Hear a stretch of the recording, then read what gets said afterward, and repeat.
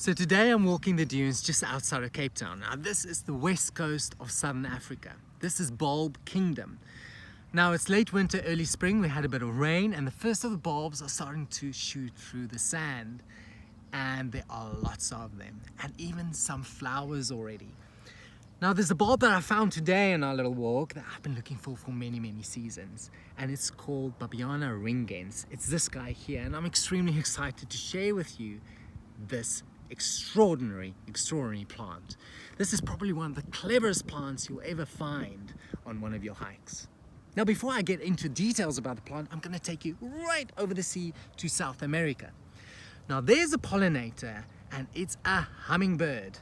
Now hummingbirds have to hover in the air whilst they are feeding or drinking nectar from the flowers and then also pollinate them. Now in southern Africa we have got the sunbird, its bigger brother. Now a sunbird cannot hover.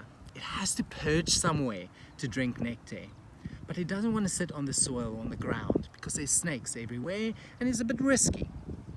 And that is where the secret relationship that took many years of evolution to develop between this Babiana ringens, also called a rat's tail plant, and the malachite sunbird. Now if we look at the plant, you'll see its strappy little leaves, and this is dormant in summer, and in winter it pops through. And then you see the flower stalk with the dark pink, almost reddish flowers, and at the back of it, it's this weird adaptation. Now this is where the rat's tail name comes from, because it's furry, even velvety in texture. And this is a secondary flower stalk that the flower plant shoots, but it's sterile. There's going to be no flowers on it. But this is a secret that it has that ensures that the malachite sunbird pollinates its flowers and secure future generations.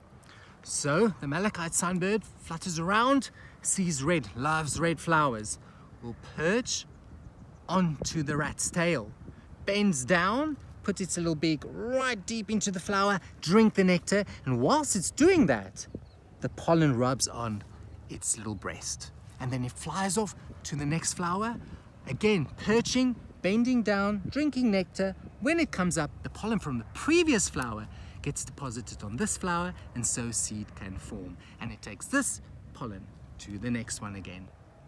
Isn't that absolutely incredible how this plant has such a deep, intense relationship with this pollinator? It's quite extraordinary, actually. Now, this Babiana is one of only 5 that gets pollinated by birds. Most of them are by insects. And its little brother is actually right next door. Now, this is Babiana ambigua. Now, this bright blue one, you'll see it's got no adaptation because it doesn't need it. All the birds, not the birds, all the bees and insects go and pollinate it. It's a very sweet-scented Babiana. It's such a pretty one. But this Babiana ringens, or the rat's tail plant, has got such a unique story.